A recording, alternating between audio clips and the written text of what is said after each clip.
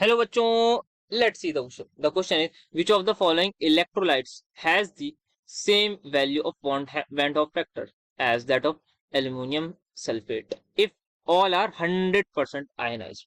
So let's have a look on the key concept that we have to use. So जो की concept हमारा use होगा इस question में वो हमारे पास सिंपली यूज होगा वेंट हॉफ फैक्टर का. Went half factor. So went Hoff factor क्या होता है हमारे पास? सिंपली ये बताता है कि हमारे पास एक कंपाउंड है, उसको जब हमने किसी एक्वा सोल्यूशन में या किसी सॉल्वेंट में डाला तो क्या वो डिसोशिएट हुआ है, या फिर हो सकता है वो ब्रेक डाउन हो, या फिर वो फाइनली जो पार्टिकल्स हैं वो कितने हो गए. एक अगर सॉल्यूट मान लेते हैं, एक हमारे पास जैसे NaCl है, अभी ये कितने पार्टिकल हैं? जैसे ही इसको मैं पानी में डालूंगा तो ये Na पॉजिटिव और Cl नेगेटिव में टूट जाएगा, तो ये 2 पार्टिकल हो गए. अगर ये 100% आयनाइजेशन हुई है तो इसका मतलब मेरी जो वेंट ऑफ फैक्टर है उसकी वैल्यू आ जाएगी 2. तो अब इसको समझते हैं अपने क्वेश्चन से. सो यहाँ पे हमें दे रखा है एल्यूमिनियम सल्फेट. सो यहाँ पे दे रखा है एल्यूमिनियम सल्फेट SO4 3. तो ये हमें दे रखी है हमारी सॉल्ट. अब यहाँ पे जो है इसका सबसे पहले हमें वेंट ऑफ फैक्टर निकालना है, तो इसके लिए सबसे पहले इसको ब्रोकन डाउन कर देते हैं. 2Al3 positive plus 3SO4 2 negative.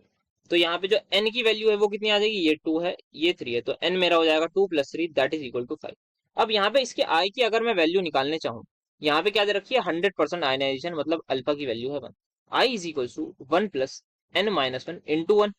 तो यहाँ पे I जो है मेरे पास क्या आ जाएगा? 1 + n-1. तो I की वैल्यू जो है मेरी इन सभी सॉल्ट के लिए 1 आ जाएगी, बिकॉज यहाँ सबकी क्या बात हो रही है? स्ट्रॉन्ग इलेक्ट्रोलाइट की बात हो रही है. दैट्स वाई यहाँ पे हम देख सकते हैं सारे 100% आयनाइज्ड हैं. दैट मीन्स हमारे पास सबका आई एन के इक्वल होगा. सो हमें सबका एन निकालना है बस, और अपने आंसर तक पहुंचना है. तो यहाँ पे इस केस में यही इसका आई हो जाएगा. तो हमें ऐसा निकालना है कंपाउंड जिसमें, या फिर ऐसा इलेक्ट्रोलाइट जिसमें आई की वैल्यू 5 आ रही है, या फिर नंबर ऑफ पार्टिकल्स 5 हो, वही हमारे पास आंसर होगा. Because we have to tell कि आई किसका सेम है as that of aluminium sulphate. So let's calculate from option number A. So A में हमें दे रखा है एक salt that is complex K3FeCN6. So यहाँ पे अगर इसको ब्रेक डाउन करना चाहें तो इसको ब्रेक डाउन कर सकते हैं. कोऑर्डिनेशन कंपाउंड्स में हम हमारे पास जो भी कोऑर्डिनेशन सॉल्ट होती है तो उसको कैसे तोड़ते हैं? यहाँ पे जो कैटायन बाहर लिखा होता है इसको अलग लिखेंगे, यहाँ पे 3 आ जाएगा, प्लस ये जो पूरी सॉल्ट है ये एज इट इज टूटेगी. अब यहाँ पे इसका देखना है कितना इस पे चार्ज आएगा. तो यहाँ पे 3 पोटेशियम पे कितना चार्ज होगा सर? एक पे 1+, तो 3 पे 3+, तो यहाँ 3- आ जाएगा.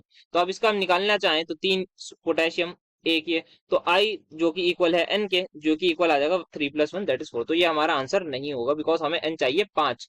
Next let's have a look. So aluminium nitrate AlNO3. सो यहाँ पे हाँ ठीक है. सो अब इसको करते हैं ब्रेक डाउन. तो ये हमारे पास ब्रेक डाउन हो जाएगा Al3 positive plus 3NO3 negative. अब यहाँ पे इसका कैलकुलेट करना चाहे तो एक ये 3 ये, तो आई की वैल्यू n के इक्वल होगी दैट इज 3 + 1 4. तो ये हमारे पास आ गया. ना ऑप्शन नंबर डी देख लेते हैं पहले, फिर देन वी विल सी.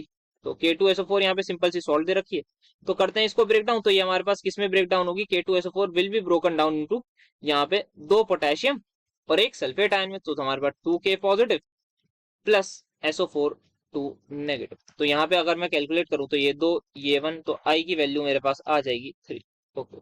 तो यहाँ पे अब मेरे पास ऑप्शन नंबर सी है, तो यहाँ पे मुझे पता है K4FeCN6 से यही मेरे पास आंसर होगा, बिकॉज सारे ऑप्शन तो मैच नहीं करे. तो लेट्स सी क्या ये आंसर है या नहीं. तो ये एक अगेन एक कोऑर्डिनेशन कॉम्प्लेक्स है. यहाँ पे क्या होगा? ये सबसे पहले 4 पोटेशियम आयन में टूट जाएगा, साथ में FeCN6 यहाँ पे ब्रेक डाउन होगा, बिकॉज इस तरीके से हम कोई भी कोऑर्डिनेशन कॉम्प्लेक्स को ब्रेक डाउन करते हैं. सो यहाँ पे 4 पोटेशियम पर कितना चार्ज है? एक पोटेशियम पर +1, 4 पर +4 हो जाएगा, और यहाँ पे इस पर आ जाएगा 4-.